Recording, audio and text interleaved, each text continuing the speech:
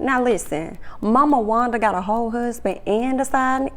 Well, girl, I guess what's good for the goose is also good for the gander. Let's go ahead and get into Love and Marriage Huntsville. Okay.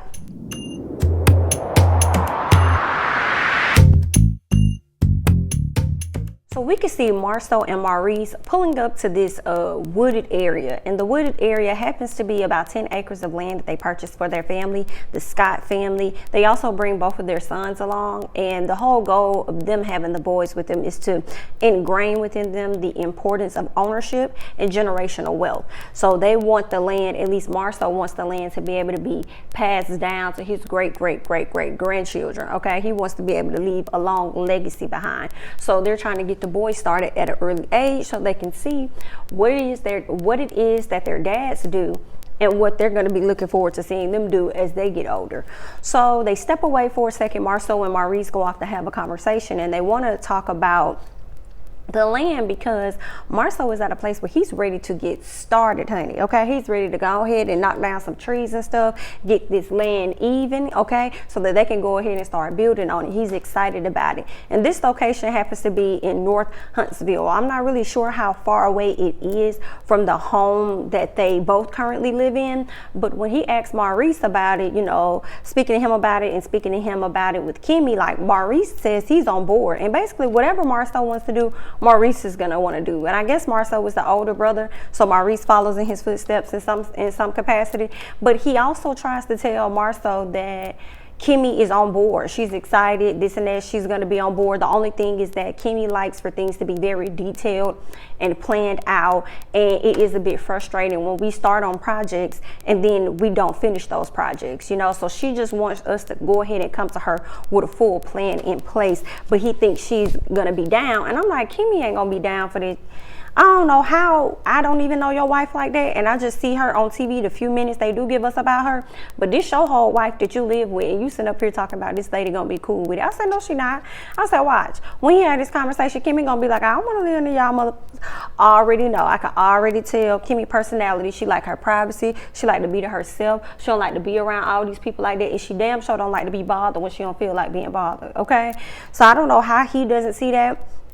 But Maurice never sees that. I think Maurice thinks he's great at manipulating, which is probably why he went into the field of being an attorney or whatever. I think he's great at manipulating and negotiating and likely getting people to see things his way, and he ultimately gets his way and gets what it is that he wants. But I hope Kimmy doesn't switch up her stance on that. Like, she gotta have some for herself. Like, you already done moved your damn child in when she was a bit apprehensive about that, and it wasn't that she didn't want Monster around, it was just the fact that she didn't want to have to do a lot of the work when her child had already graduated. Okay, so if we're gonna do this, I've already spent most of my life doing for one child all by myself. So if you're gonna bring your child into it, I don't want to do that. I want to be able to work with you together, but I don't want everything to fall on me. But as you can see, some of the stuff is still falling back on Kimmy. So that's why I feel like, let her have something. If she doesn't want to stay there, allow her to be happy in the home that she has. Like, you got to be able to bend and give her something, because if not, I don't see Kimmy being married to Maurice much longer if he continues to go down the road that he's going on and not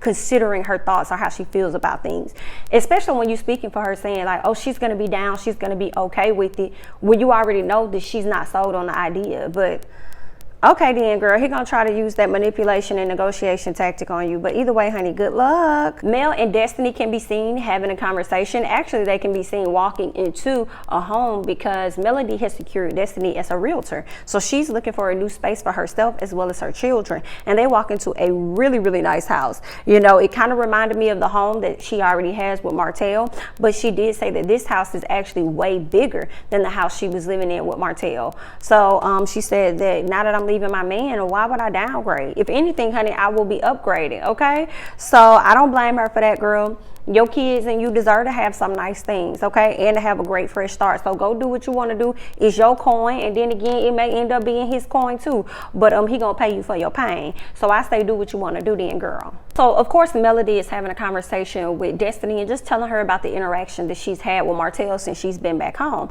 Destiny interjects and says, well, girl, I forgot to tell you that he came over to the house. Did I tell you that? I ain't tell you that. Okay, good. So he came over to the house, right, and then he started insinuating all this stuff, talking about you had cheated on him. Melody was like, honey, I ain't ain't cheat on that man. Okay, you could believe whatever you want to believe, and he could say whatever he want to say. But ain't none of that happen on my watch, okay, honey? And another thing, I ain't started dating nobody or messing with nobody until after I stopped talking to this man, okay? I moved out in like April. So, girl, I'm not finna be here with his ass or whatever. And if he gonna be worried about who it is that I'm seeing, first of all, that's none of his business. But if he want to be worried, let him be worried. How dare you think I'm finna leave this relationship and not step out and be a whole entree? Boy, you got me up, girl. I ain't got time for Martell. I said what I said. Mel also goes on to say that she's just ready to operate at a higher percentage than what she was operating in her marriage in the past 5 years. Because, you know, that's when he allegedly had the side chick around for the past 5 years. And her vibration had just been low. But now that, you know, she's finding her lane and she's finding her lane without him, okay, she's expecting and hoping to, you know, vibrate at a higher percentage than what she was. So, you know, best of luck to her. And I did catch when Miss Destiny said, girl, and you got an extra room in here for me, just in case I need to come and stay over. And when she said that, made me think, okay, there are problems in the relationship of Destiny and LeBerry. I don't know if we're going to see that this season, or if we're going to primarily focus on the divorce and things, dealing with Mel and Martell, as well as her friendship with Letitia, or if they're going to let us in a little bit on Destiny and LeBerry. What I can say is that we ain't been seeing LeBerry on the screen yet, but I think this is what, like the second episode. So we'll see how that goes. But just when she said that, and I could be wrong, y'all let me know. When she said that, it definitely made me think, okay, things are not going too well in that marriage. So we just gonna see how this go, honey. So Letitia and Kimmy have a sit down over at Kimmy's house, okay? They sit down, catching up. Kimmy, you know, she's still a nurse, so she never let that job go. She's continuing to be a nurse, so she, you know, she's an essential worker during this pandemic. And she's just kind of over it, because not only does she have to go to work, be there for long hours to try and save people's lives, she also got to come home, cook, clean, and do all this other stuff, and ain't nobody really giving her a break. I would get extremely frustrated. I would get a bit frustrated if I was her. But, you know, maybe she knows how to manage it the best way that she can. But she is pretty much over it or whatever, because Tisha felt as though she was living a life. And she's like, girl, what life am I living, honey? Okay, it ain't like I really can go somewhere due to the pandemic. I go to work, be there all day, come home, and then I got to still work when I get here, girl. So I don't know what you talking about, my dear. So then they switch gears and they talk about the 10 acres, and Tisha talks about how she's just so excited. She's so excited about these 10 acres. And Kimmy said, I don't know what the hell you excited for, girl. I'm not excited at all. And Tisha like, girl, why you not excited? And Kimmy like, girl, because I'm not trying to see y'all like that. I'm really not. And to be honest, I was glad that you scheduled the time that you was going to come over here today. Okay? I'm not trying to be walking out my house and then I see y'all. I don't want y'all to think y'all could just come knock at my door at any moment that you want because we live on the same plot of land. No, ma'am. That's not going to work. That's not going to work for me. So, I mean, like, I love it. When I see my neighbors, the most I get from them is a hand. That's all I want. I don't want y'all coming over here thinking that we friendly like that. Like, girl, no. I like my privacy. I'm not sold on the idea, but I'm glad that you are. Tisha said, okay, girl, I hear you, but I don't want to talk about it, okay? Since you want to talk about pop-ups and stuff, let's just change the subject and talk about Martell, because Martell popped up at the cigar shop the other day. It's just like, oh, he did, girl, what he wanted. Well, girl, he came over there talking about, you know, he apologized for the whole shit and all this other stuff that he did. But, you know, it is what it is. Kimmy said, well, how do you feel? She was like, girl, I don't feel no ways. I feel no ways about it, but that's on him and Marceau. That's their friendship. Okay, I ain't got nothing to do with that. You know, they gonna figure it out, and that's gonna be them. And Kimmy said, well, girl, if they can figure it out, then it should be easy and simple for y'all two to figure it out, you and Mel. And she was like, no, girl, we can't do that, because, you know, Mel is a mean girl. She is a mean girl. And speaking of Mel, you know what I'm saying? Like, I had been feeling like you ain't have my back like that. And I just want to know that should she try and come at me again, like you gonna have my back or whatever. Yeah, because, you know, I don't really stand up like that for real for myself. So I be needing other people like my mama and sometimes my husband to speak up for me. And I just want to make sure that you're going to be that person as well, to speak up for me when I'm afraid to speak up for myself. Is that what we're going to do? You know what I'm saying? Because that's just how I've been feeling a little bit. And Kimmy said, well, the fact that you even been feeling that way in the past, girl, makes me feel away myself, okay? To ever think that I ain't got your back just because I'm in the middle and I'm trying to continue to be friends over here and continue to be friends over there. I don't know why you think that I would not have your back. You know what I'm saying? That says a lot that you would even think that. You would even be considering something like that. Like, wow, I see where we're going with this, girl. So obviously you can see that Kimmy feels away and Tisha is still hurt. Okay, she is still hurt. But Tisha, I think, is only hurt because she don't like Mel. Okay, she know Mel don't really like her, and she feels like Mel is a mean girl. Like I can't think of the other term I was thinking of as far as how Tisha feels. She feels like the first term that comes to my mind is like a little girl when she gets around Mel. Okay, I feel like, I don't know, Tisha just, I mean, they just don't like each other. They got their issues or whatever. But Tisha, it's okay to speak up for yourself. It's okay to be honest. It's okay to be like, it's like, you ain't gotta like me. I'm finna continue to have a good time. I'm finna whatever. You don't really, it's okay if you ain't got nobody to really have your back and to stand up to whoever. Like, you gotta sometimes learn how to be that person for yourself. But I would love for y'all to leave y'all thoughts below about that. I don't understand the issue, because whenever Tisha, for the most part, has called Kimmy has been there. So what else do you want Kimmy to do? Am I wrong in that? Did I miss something? Because I could have, y'all let me know. But whenever she's wanted to hang out with what's her name, with Tisha, or Tisha wanted Kimmy to come around or whatever, even when Mel put her ass out the event, Kimmy walked all the way back and walked you to your car, make sure you were good or whatever. So it's like, I'm confused at what more do you want? It sounds like you want her to cut her friendship off completely with Mel and to only be your friend. That's what it sounds like, you know. And it also sounds like you're extremely bothered by Mel, but you gotta get to a place where it's like, like, she's not gonna control that much of my life. If she happens to be at this event, she's at this event. That ain't got nothing to do with me. I don't have to speak to her. I don't have to do none of that. You know what I'm saying? Like, Tisha needs to grow into her grown womanness. You know what I'm saying? Of course, she's a grown woman. She's a mom, but it's something else, like her confidence or something, her self-esteem. Like, she needs to grow into that more. That what somebody else do, that's on them. That's not a direct reflection on me. That's on you. If that's how you want to act, that's how you want to carry yourself. You don't want to rock with me because of some shit your husband did that has nothing to do with me, whatever. You know what I'm saying? But as far as wanting someone else to have your back, I just feel like, nah, stand in your own shit. Only thing I think you could really ask of her is, if a bitch talking about me, don't be a bitch up there talking about her with me. You know what I'm saying? Like, at least have my back in that setting. At least have respect enough for me to not engage in the whole shit. That's what I would say. But, you know, y'all leave y'all thoughts and comments on that below as it pertains to Tisha and Kimmy's friendship.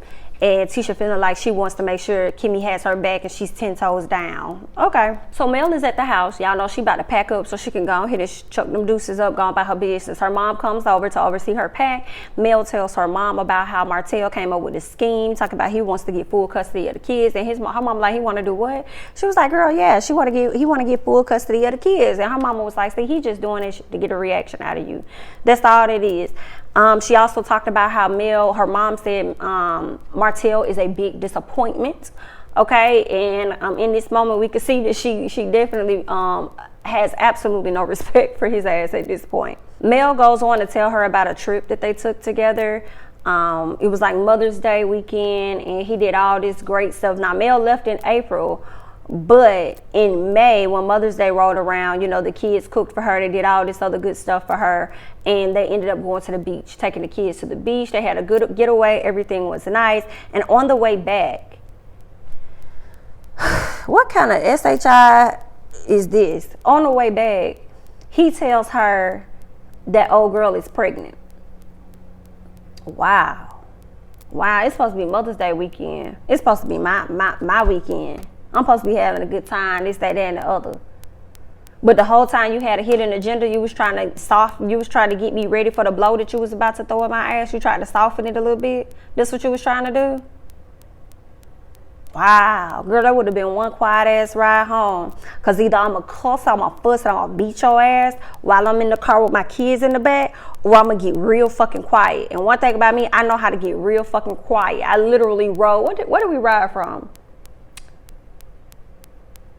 It was some lower part of Georgia all the way up to Atlanta. I was so bad at this person, I didn't say a motherfucking word. Do you hear me? I didn't say shit the entire time.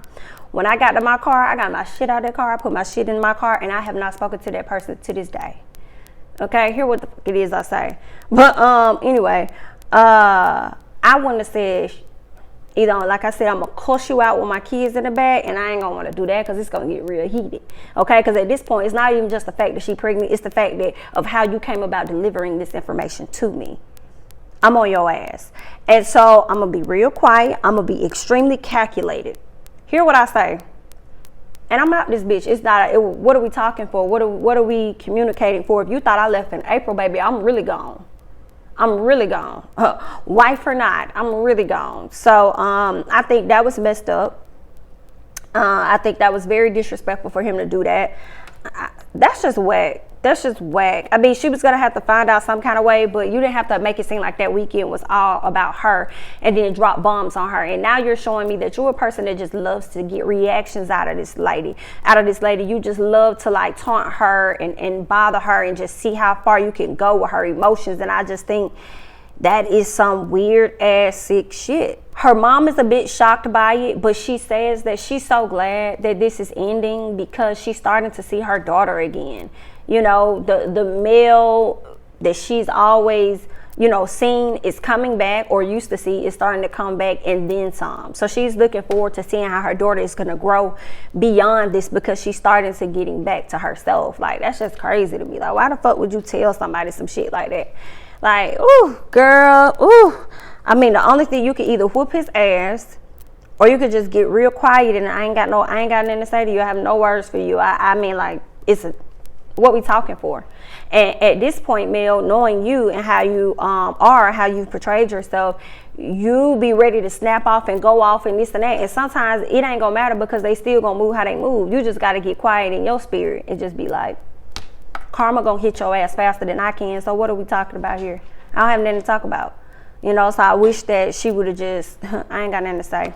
You know, and they still up here arguing. But let's move on. So Martell is at Holt & Holt, and his broker Chris comes over, right? Because Martell has this 47 acres of land that he's looking to sell, and they are also going to be developing the land. It sounds like it's going to be residential and possibly retail, because they said residential and commercial space, so it could be offices over there as well. So yeah, it seems like it could be like a really nice development, and Martell is supposed to be the face of it, but after the conversation with Chris, things are changing a bit. Now, before we get into the conversation with Chris, Martell mentions that he wants Marceau to be a contractor, and he feels like that's a great start to getting their friendship back on track, because he's always looked out for Marceau, and I believe that. I believe he has always looked out for Marceau. Child, I ain't even gonna get into that, because you know I was really finna go down there, birds of a feather flock together, because I do believe that, period. I don't care what Marceau up there talking about. But anyway, I do believe Martell has always looked out for Marceau, and primarily, look at the show. You know what I'm saying? This show was created by he and Melody, and they gave them advertisement. You know what I'm saying? They put them on. Hell, I think they even helped them get scope, you know, because part of Holt is a part of Scott, so that's like Scott Holt. So I think he even like helped with that whole process. So he's always looked out for Marceau. So I definitely believe that when he said that. And I think y'all let me know, but I feel like it's a good start, you know, to the friendship. You know, that's a big project. I think Chris mentioned that it was like did he say 10 million? No, I'm sorry. He said a $35 million project. It's a $35 million project. Who wouldn't want to be a part of that, right? So, you know, Martell's talking about that, and Chris says, well, listen, you know, you were supposed to be the face of this, but after we looked at your personal life and all this other drama that's going on surrounding you, we're beginning to reevaluate that. And we don't know if that's going to work out very well, but, you know, I want you to know this too. Like, this is a major thing. Like, that's a $35 million project. Like, your kids will continue to have money. Do you hear what I say? But you fucked it all up. You did that. And then Martell like, how I messed it up? All we got to do is change up the narrative. So when Martell says that lets me know that's exactly what he was doing last week. He was trying to change up the narrative on how people saw Melody. That's what he was trying to do. Switch up the, I wasn't the only one, I wasn't the only one doing wrong. She was doing wrong too. And all this other shit, okay? He out here trying to still change the narrative. I also see that he got him a publicist or a PR person. So now he out here doing all these interviews and stuff, and I can't blame him. Shit, if it was tore down, if your image was tore down, you ain't got no choice but to try and build it up. Ain't no point in sitting there looking dumb. Okay, you ain't the only man that sat up here and cheated on their wife and damn near fathered a child allegedly outside of their wife. Okay, some men have done it and they're still out here just being hella successful. So I can't even fault him on wanting to clean up his image so that it no longer affects his business. You gotta do what you gotta do, because at the end of the day, them kids gonna have to eat off that. So go and clean up whatever it is you need to clean up.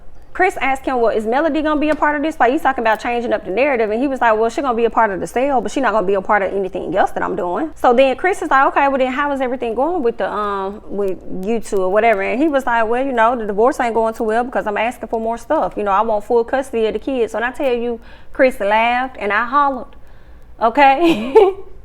Cause even Chris don't, you full of shit, and he felt as though like this was a bullshit ass move that you over here trying to pull on people. Okay, you need to cut it out. You know, Martell's up there talking about how, you know, he care about his kids, he want to see his kids and this and that. I'm a different type of father, you know what I'm saying? Whoop the whoop the whoop, talking about his kids. And Chris said, well, did you think about your kids when you was she? And let me tell you, honey.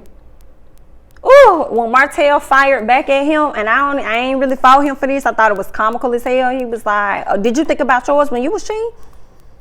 And he was like, no, I didn't. I said, yeah, I thought it was so funny because you definitely was trying to check this man. But you also been in this situation too. But then Chris threw back at him and said, you know, well, me and my wife were able to, you know, work things out and get things back on track. And then Martell says, but I mean, I'm just saying though, I was provoked. Like, the reason I cheated was because I was provoked. And Martell, you will forever lose. You will forever lose because you failed to own up to your bullshit. Here's the thing. It does not matter whether she cheated or not. I don't care what nobody say. It does not matter what she did. What matters is what you did. And you have to only answer for that. What she did, she knows what she did. She has to answer for that. If she don't want to answer for that, she don't want to acknowledge that, she don't want to apologize for that or whatever she gonna do, she gonna have to meet that karma down on the end, on the back end. But for you, we know what you did for sure, okay? Not only has your wife spoken on it, but this alleged side chick has come out and talked about it as well.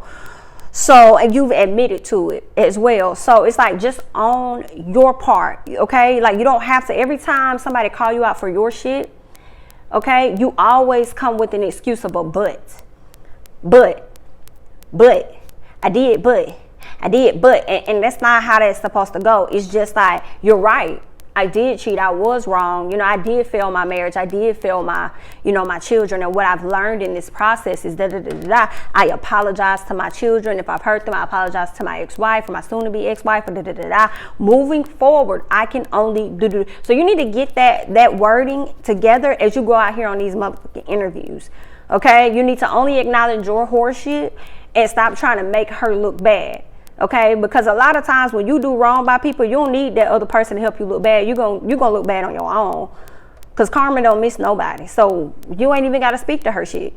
Just speak to yours and move on and stand in that shit. Just like when you went to go apologize to Tisha and them. You went to go apologize, but then you threw it off on your wife. You went to go talk to Destiny, but you threw it off on your wife. We ain't talking about her. We talking about you. What did you do? Stand in your own shit so you can get past it. That's silly. And he gonna continue to go through these circles and this little rat race with himself. It's sad until he acknowledge, owns up, and work on a way to move forward despite what she has done. So Marcel and Tisha at the you know, at their office or whatever, and they're talking about Scott Manor or whatever it is gonna be called. Scott Manor. That's funny because Chris was just calling it Hope Manor for the 47 acres that what's his name, Martell is getting. So now they over here talking about Scott Manor. Y'all so comical. But anywho, they Tisha's very excited. She says she talked to Kimmy. Kimmy's not that excited. Marcel said, I don't give a damn what she excited about. How somebody else feel and how they trying to move has nothing to do with me. All I know is I'm gonna have the baddest house on the lot. So what's going on? Okay. She also brings up the conversation with Kimmy and how she's felt like Kimmy hasn't had her back. She hasn't been supportive to her. And I'm just like, girl, you don't need her support. And I think that's what Marcel was trying to tell her. Like, you can either sit here and be like, oh, you don't support me, whatever. Or you could be like, you know what? When you need me, let me know. You know, and I took that as, you know, just fall back and that's okay. You know, show up when they need you. But I don't know. I just feel like, Kimmy, sometimes you got to learn how to be your own best friend. And lower your expectations. I think he also said that to her. Like, lower your expectations of these people. Okay, work on being your own best friend. Whether she got your back or she don't got your back, you got your back. All that really should matter at this point is if you hit her up and she comes when you need her, cool. But she was like, I don't need her to just show up when I'm down and out. I need her to show up when I'm up as well. And she has shown up when you were up. What the fuck are you talking about? Am I stupid? It's me. Please explain to me in the comments, because I don't think I'm getting it. I'm not understanding what she wants from Kimmy. It's not like Kimmy is stuck in between the two because she's befriending both ladies. I can see if Kimmy chose a side and she was just on this person's side and she was dogging you out. And I never got that from Kimmy like I got that from Karen off Potomac. Okay, I never got that, you know. I hate when a person, and I feel like now I'm speaking on a personal situation. I hate when a person act like they ain't choosing sides, but the whole time they choose a side. They ain't checking on you. They ain't hitting you up. They ain't doing none of that. So, I mean, it ain't no point in having a conversation with that person about, I just want to make sure you're 10 toes down. Then it's like, bitch, I see how you moving. It's cool. It is what it is. Let's move on. I saw you for your works. You know, but with Kimmy, I just don't see Kimmy giving her that type of energy. I think she has been as supportive as she could be, even wants the two to be back friends or whatever. So y'all tell me below, because I don't understand what the fuck Tisha want from Kimmy. So Wanda decides that she from the pop-up honey. Okay, Marceau goes and he done put on his mask and everything, okay, because he said he don't know if it's the fear of the virus or the fear of Wanda as to why he went to go put on everything. So I thought that was so hilarious, okay, when he tried to go hug her, she said, honey, don't get that close to me, honey. Okay, you know viruses and stuff is out here, honey. I don't even like you like that, so you know you could back up off me, honey. I just thought that was so funny. Wanda said she done came in town to try and handle some business, honey, and she starts bringing up Martell and them, but I think before she brought them up, she started saying she's in there to handle business, and they like, what business you trying to handle? She said, well, honey, I got me a man. And they like, Marcel's like, you got you a what? A man. So wait a minute, you got a whole man and a husband, but you sitting up here talking about somebody else's tea? Girl, when he said that, I was hollering. When I tell you Marcel was holding Miss Wanda to the fire for the shit that she be saying, and I was over here cackling. It was so funny. Yes, Miss Wanda sitting up here talking about how she got a whole husband that she's been separated from for 5 years. Girl, what the fuck? We see why Tisha silly as hell, because of you. Why the hell is you still married to a man that you ain't been with in 5 years? Is he rich or something and you want to make sure you get his inheritance or whatever when he passed away? You want to inherit all his stuff? Like, I'm confused as to why you still over here just hanging on. What is that about? All this money your daughter and your son-in-law is making and you can't afford to get a divorce? Why is you still married to this man? What is going on for 5 years? You've been separated. But you out here being in everybody else's business and then want to sit up here and call Marceau out for having 20 women. How many menses do you have? Because you know, girl, you ain't been with this man for 5 years, or you talking about you got your needs. So you tell us how many menses have you had. While you over here talking about Marceau and stuff. And Marceau, don't think that I'm on your team, because I'm not. Okay? So scoot on back, because I ain't really on your team like that. I mean, you looking to look good this season, but the verdict is still out on you. Period. But that whole scene was hilarious as hell. So then Miss Wanda wants to talk about Martell. Oh, I heard that the girl is pregnant. Y'all ain't hear that? But let me tell you, honey, I feel so bad for Melody because of this and that and da-da-da-da-da-da-da-da. And I'm just like, girl, ooh, you just so messy. And that's what they said. It was like, girl, you messy, huh? Are you that messy? And she was like, I ain't messy. I'm more nosy than I am messy. And I'm like, girl, you both, okay? You was nosy when you went to get the information. Now you're being messy as hell by bringing the information back to your son-in-law and your daughter. But okay, girl. I will say that I love what Tisha's response was today. Tisha said, listen, that girl done already cussed me out. I'm not gonna have her come and try and cuss me out again, okay? We already on bad terms. I don't need to make it no worse than what it is, okay?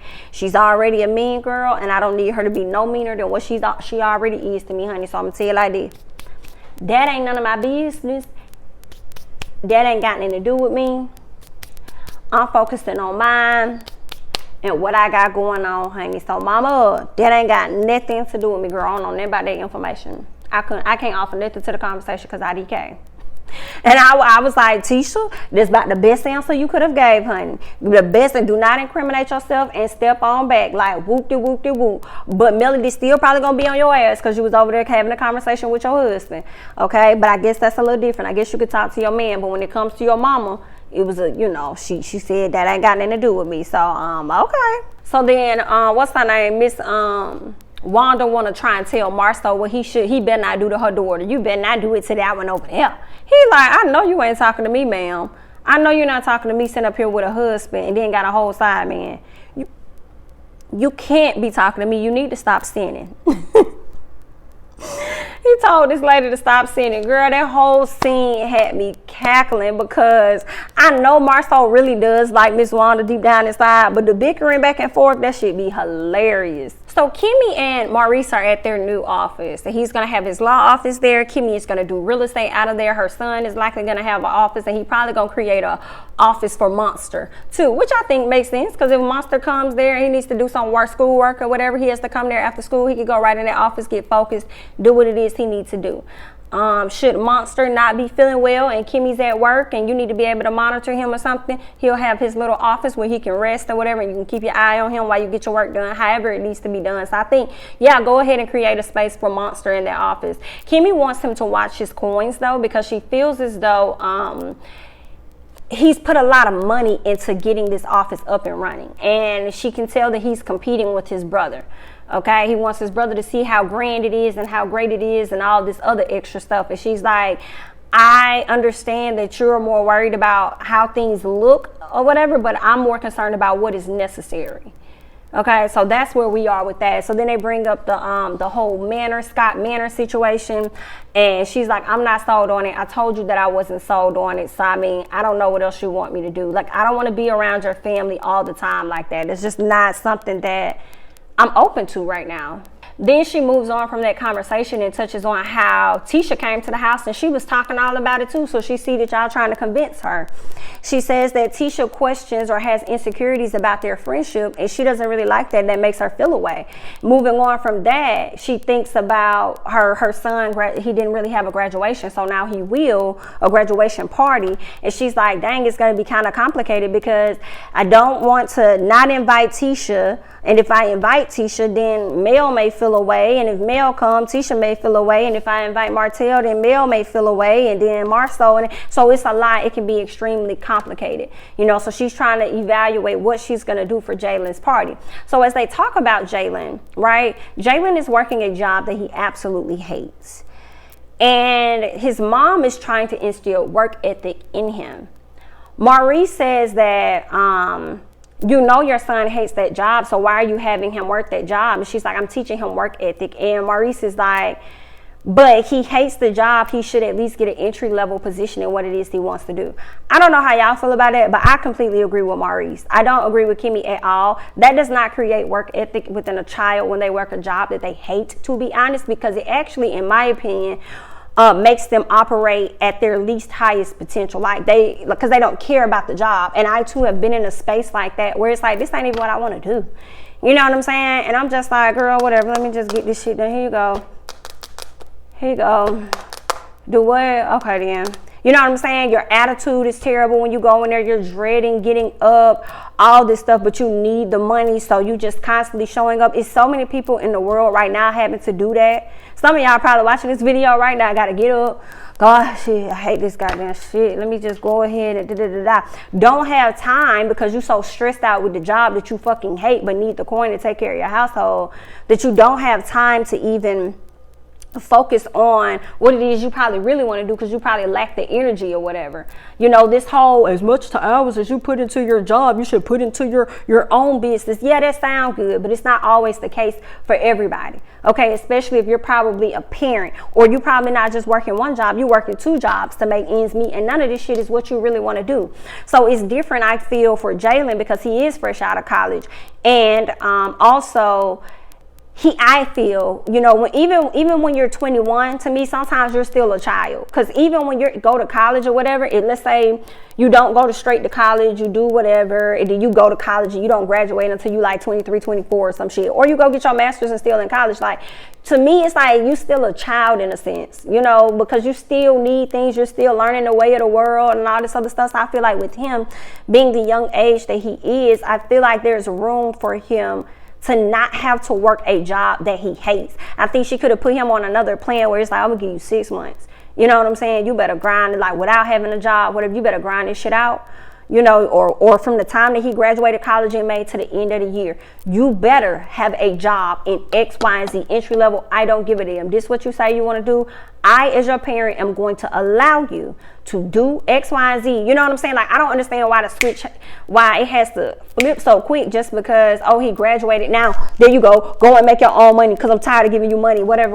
You know what I'm saying? We're always going to be parents. We're always going to give. But I just feel like, and y'all let me know y'all thoughts on this, but I really agree with Maurice. Like, give him time to find the job that he wants so that he can operate at his highest potential. And he's going to learn the work ethic. Hell, he's going to learn the work ethic in just finding the damn job that he wants to make himself look appealing for the position that he wants to be in. So for you to just throw him out there, okay, go work at Chick-fil-A, okay, just go work at Chick-fil-A. Oh, I know he hated, but you know what I'm saying? I just so he can have, like, that's not, I don't know. It just didn't make sense to me. Like, he can still have a job, and maybe it doesn't have to be that entry level one yet. But if you, like, let's say he like games. I like games. Okay, I'm gonna work at GameStop only for a GameStop for like 4 months. Stack up my money, whatever. Whole time I'm looking for another job. I'm trying to get in on this entry level thing, whatever. But that's just my thoughts on it. And especially with him being and wanting to be in real estate, he has family members that's already in there. So it really shouldn't be hard for anybody to really take a chance to give him an entry level position. You know, even if it was a little money or maybe free or what, volunteer like Maurice said or something like that. Like, I don't know, but I just kind of disagreed with Kimmy, but I also understood where Kimmy was coming from in a sense because she's been a single mom for such a long time, and I too can relate. But at the end of the fucking day, I'm gonna want my child, because I know what that feels like. I'm gonna give you this amount of time. Like, this is what you say you want to do. Go grind this shit out.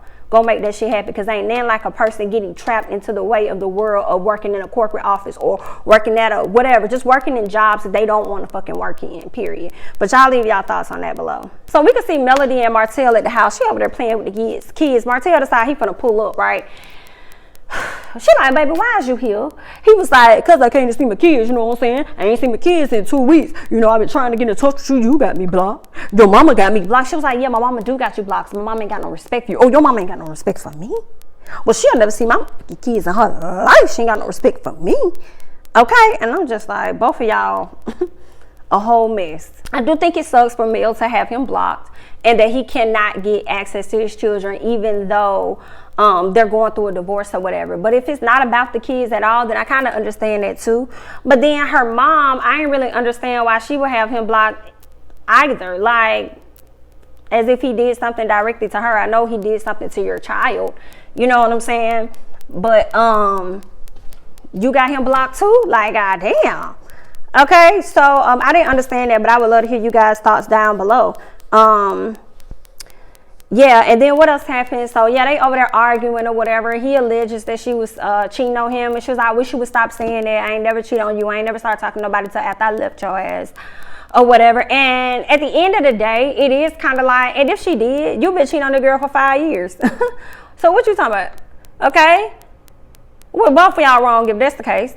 But why are you even mad when you know what you've been doing? And then you gonna sit up here and tell this lady that you got another woman pregnant, and you want to still sit up here and talk about her sexual activity? Why is that even of a conversation? You know, what was your sexual activity? What was your sexual activity when this and that? I feel like you was cheating on me because what you no longer was doing to me, you was doing to somebody else. First of all, after finding out somebody has cheated on you, it makes it very difficult to want to even go there with your ass. Okay, so yeah, I don't understand the bullshit of it all. He kept asking about her sexual activity, I guess when they were together or whatever, and it's irrelevant at this point now. It's irrelevant, and you're such a walking contradiction. 1 minute you texting this lady, you on her phone, you want to be with her, then you want to throw in her face about how you want to get full custody of the kids, then you tell the kids to go in the house because the mama's about to run amok, and then you the one out there running amok, and then you pushing her buttons knowing that she's going to get loud and do whatever. Okay, so I mean, it's whack, and you're continuing to make yourself look so bad out here in these streets, Martell. So bad, so ignorant, so dumb, so stupid. Now, throughout the argument, you know, Mel did say that she don't even feel like she married no more. Mel talks about how she was just like, I'm not going to continue to engage in a conversation or film with a fool that be sitting up here lying. I just can't do it. Y'all better get him before I slap him. Y'all gonna have to go ahead and get him, honey. I'm telling you right now, I'm sorry, but I can't do it. So then the producers start to, you know, kind of step in and try to separate the two. And Martell just looked dumb as hell. And when he was walking to that car, I said, he gonna cry in the car. Yeah, because all that energy that you went up here and gave her, when it all comes down, you're going to be sad as hell. You know why? Because of the same reason that your ass came over to that house. You came over to that house because it was empty and because you were lonely as fuck. That's what that was, okay? So now you got to go back to the same house because it's empty and it's lonely as fuck. So yeah, like I was saying, Martell, you made yourself look like a fool. I know you're going to cry in the car because you're going to miss that family, which is the reason why you went over there anyway, okay? Yeah, and you just digging yourself a deeper and deeper grave, and that's just all on you. You know what I'm saying? So I just really hope you learn something from this season, learn something from these past few episodes. Stop acting a fool. You can't change the narrative if you still out here doing hoe shit. Okay, so that's number one. But that's all I got. I'm jamithatsme. Don't forget to like, comment, subscribe, share my videos, and I'll catch you guys in the next one. Bye bye.